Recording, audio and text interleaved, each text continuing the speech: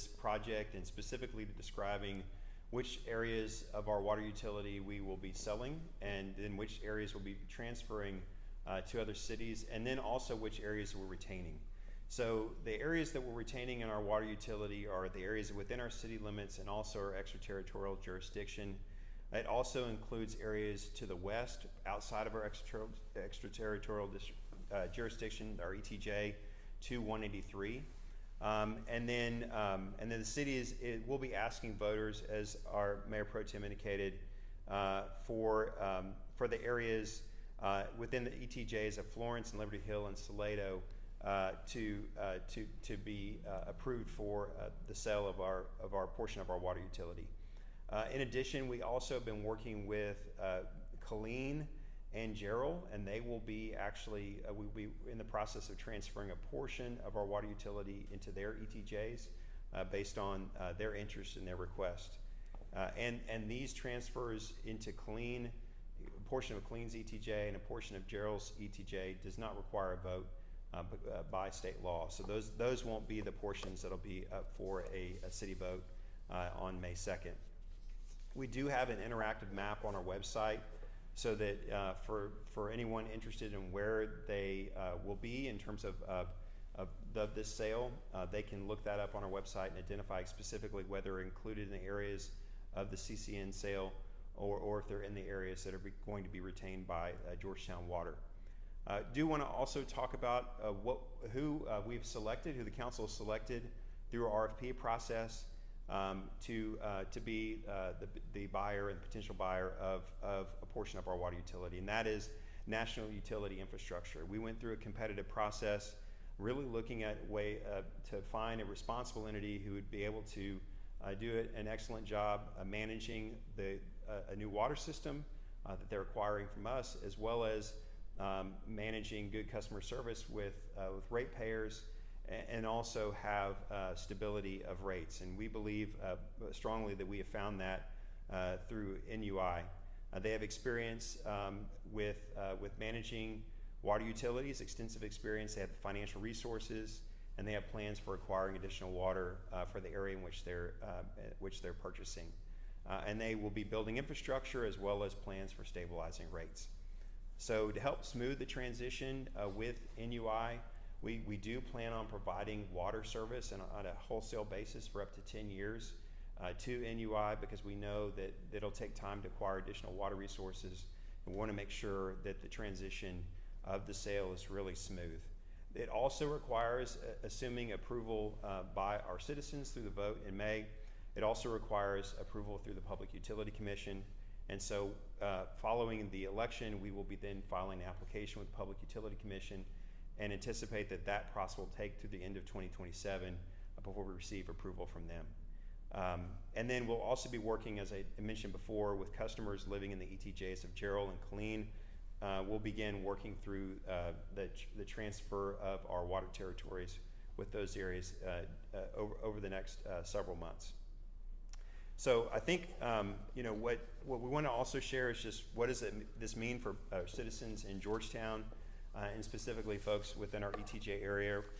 What we anticipate is that the impact on rates will be lessened over time because, as the Mayor Pro Tem indicated, we will not need to acquire as much water. We are continuing to work on acquiring additional water supply, and we anticipate having news to share on that within the next few months. But that need for additional water is going to be reduced by 60%, which will obviously have an impact on rates for our customers. And then also, what does this mean for people that are living within the area where the CCN will be sold or transferred? The way we've done this process, the way the RFP has worked, and the company that we've selected, we believe there will also be strong long-term management of that utility area with rate stabilization over a long period of time as well. So with that, we're happy to answer questions that you have. Speaking about the transition, you talked about being seamless. Like, from a resident perspective, what can they expect moving forward, or will they really notice anything if it would be a smooth transition? Well, so I'll respond to that in two different ways. For those that live in Georgetown, in the city limits or in our ETJ, there should not be any difference that they see in terms of who's providing service, how their billing is occurring, and how we're currently managing our water utility. For those that are living in the areas where, well, for example, the area at which we're transferring to, we plan to transfer to Gerald, and the area we plan to transfer to Killeen, there are actually no customers in those areas right now. So there's no customer difference because there are no customers there today. But for customers in the future in those areas, they will be within those water utilities.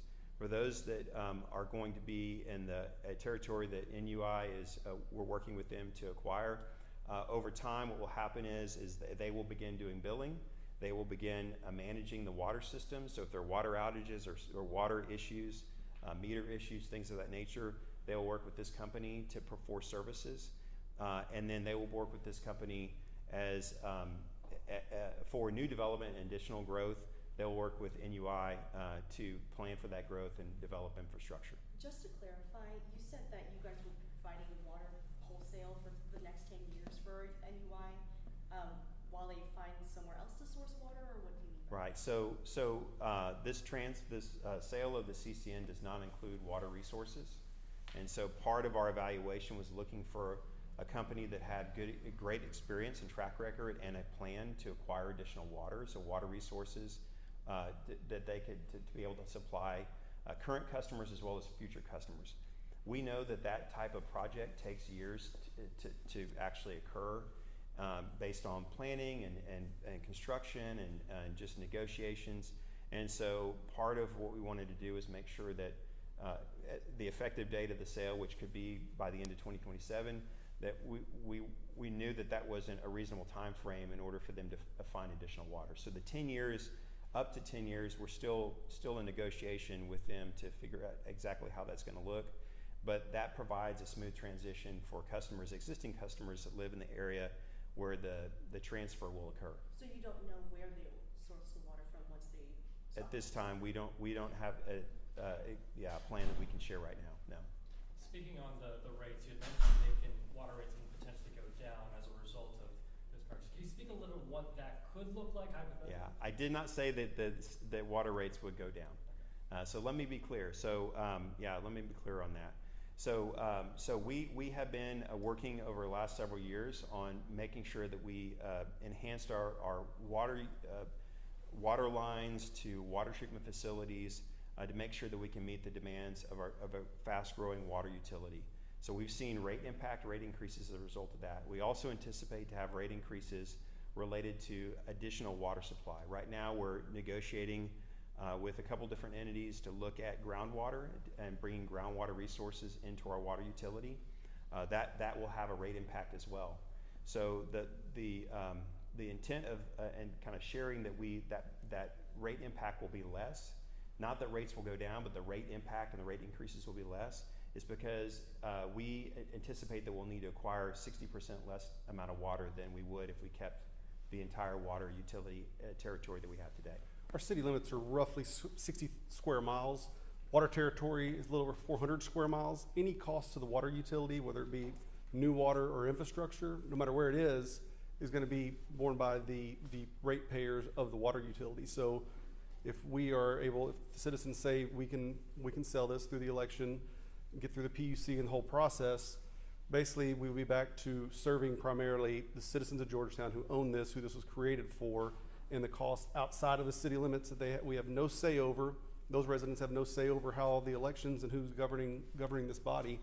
The costs that are being put on out there for infrastructure and new water that are not in the city limits will not have to be supported by the citizens of Georgetown anymore. It'll be served by their areas versus ours. And it'll be served by a water utility in NUI that's solely focused on making sure that they have a good plan and provide adequate water sources and manage and stabilize rates, and will have to go through the Public Utility Commission to do rate making and things of that nature. So there are protections for people that are living in this area, or future residents that will live in this area where NUI will be providing water service. Well, considering that you guys have had heightened restrictions before, and that you just mentioned that you'd have to invest in millions of dollars worth of infrastructure and water supply, what's going to happen if voters decide that they do not want to have this happen? Right. If voters don't approve this, then we will continue. We have a plan, or we have a 2070 plan around how many water resources we need to acquire for 2070 for our entire water utility. We've been dedicated to build the water lines and the treatment capacity in order to make sure we have reliable service. I will say that water conservation will continue to be, whether the voters approve this or not, water conservation will continue to be an extremely important part. And frankly, they're a part of every utility across the state of Texas because the least expensive water to gain is the amount of water that you save. And so for us to be more efficient with our water use for everyone within our water utility, and frankly everyone across the state of Texas, the more efficient, the more that we can be with our water resources and prudent with it, the better it's going to impact rates overall. Well, water's important to all of our constituents, and so obviously, as David mentioned, we're trying to address supply, but we're also trying to address demand. Now, we do that with conservation amongst our existing customers, but we're also trying to address demand based on we're providing water to a huge area outside of where our city residents have any interest in, if you will, because they're not in the city limits. Many rural areas, and they're growing, and they have no say over what's going on out there. And so, trying to bring it back to just the city and RETJ, of course, as well. Well, speaking of that, what kind of conversations were you having with cities outside of the city limits when they were approving this kind of development, and then you guys, figured out that you had to provide water to them? Sure. Well, some of those areas are not in any city limits, right? So any ETJ. So we do have conversations regionally with all of our area neighboring cities, but it's just the recognition that like the Mayor Pro Tem said, our water utility was created for the benefit of our community, our city limits, and our growth area, and just the recognition that there is a lot of our water territory today is well outside of those bounds, and we think that should be managed by someone else. So we're excited that we believe we went through a competitive RFP process where we believe that NUI is a strong company that has a good track record that will be able to responsibly handle this water utility. And just speaking on, hypothetically, if the voters do approve moving forward, there will be some bit of saving for the city. How, I guess, will those savings be invested in other capital improvement projects? Talking about that. Sure, there is a purchase provision by NUI. That purchase of the utility, those dollars will first go to pay off debt that we've incurred in the area in which we're selling. So there's significant water infrastructure, water lines and treatment that we built just specifically for those areas in which that are part of the sale, and we've incurred debt as a result of that. So we will pay off that debt first and foremost. There will be dollars above and beyond that we anticipate will stay in the water utility and actually help ease rate increases moving forward. So that's our plan with that. But from a bigger picture standpoint, the biggest impact will be having to buy 60% less amount of water than we would if we retain the entire 400+ mile water territory. Well, any funds that come in from a potential sale must stay in the water utility. It would not. It couldn't be used, say, to build a new street, for example. It has to stay in the water utility, and how it'd be spent at this point obviously has not been discussed at the council level from a budgetary standpoint because the funds aren't here and it's not been approved by the voters. So it's all hypothetical at this point. Mm-hmm. I'm curious what kind of conversations you all have had with folks who will be in these service areas that are potentially affected, especially given that they're not going to be able to vote in this election. So how are y'all approaching that? What kind of have y'all notified these folks in these areas at this point? We've done a lot of public communication on this over a period of time. This action that the council took last night is not a first time anyone has heard about this. There's been a lot of reporting about this initiative and our efforts on water planning. We have had in the past, we've had town hall meetings in not just within the city limits, but actually outside of our ETJ in different areas to give updates on our water utility. So, and we'll continue to communicate with people. I think a big important part of working through this process was really walking through some of the criteria we're using on the RFP. The bid amount, the offering a price for buying the water utility was not the primary driver for the decision making around making the selection through the RFP process. The experience of that provider, as well as showing a significant ability to be able to responsibly serve that area, were the first and foremost things that were under considerations through the RFP. And the vote, by the way, is dictated by state law. It's not us choosing who is and who isn't going to vote. State law requires the city to have a vote of the citizens. And so in December, I was told that the city of Salado was also interested. Did they end up changing their mind on that? They do not have a water utility right now. They were planning to form a water utility in order to actually take on their ETJ area that's currently in our water utility. They worked through, did more due diligence to understand what that would entail and what that would take, and decided that not to move forward with that. So they notified us, and we included the Salado area as a part of the CCN's sale, part of the water utility sale. For some quick clarification with Colleen and Gerald, when is that agreement transfer officially happening? I don't have a specific timeline on that. Again, those areas do not have any customers, so there are no customer impacts related to those transfer areas. We'll be working with them over the next year or so on the timing of that.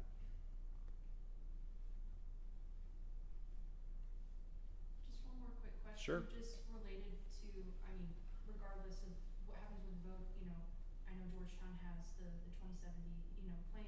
Mm-hmm. Are there any plans to update that, or, you know, what's the timeline as far as like, because this is just a changing landscape, so I'm curious how y'all tend to approach that in the future. Sure. We update those about every 3 to 4 years. So we're actually timing over this next year. We'll update our what's called an integrated resource plan. So it's our plan that we're planning out to 2070 for different resources that we need to bring on board and looking at demand. So we'll update that based on just the actions through this water utility sale. And I think it's important to know that that resource plan calls out all the different steps that the city, that we should look at, our water utility should look at to plan for future resources. So it includes goals and targets on water conservation. It also obviously includes acquiring additional water, but it also looks at things like direct puddle reuse as an example. So actually treating wastewater to a level that's standard of drinking water, looking at those options to what's called aquifer storage reservoir, which is taking treated water, putting it in the ground, to be able to use and pull out later on. These aren't new things that other cities haven't tried. These are best practices that other cities have tried. And so that integrated resource plan doesn't just look at acquiring groundwater, it looks at multiple options to make sure that we have a good diversity of water resources to be resilient moving forward.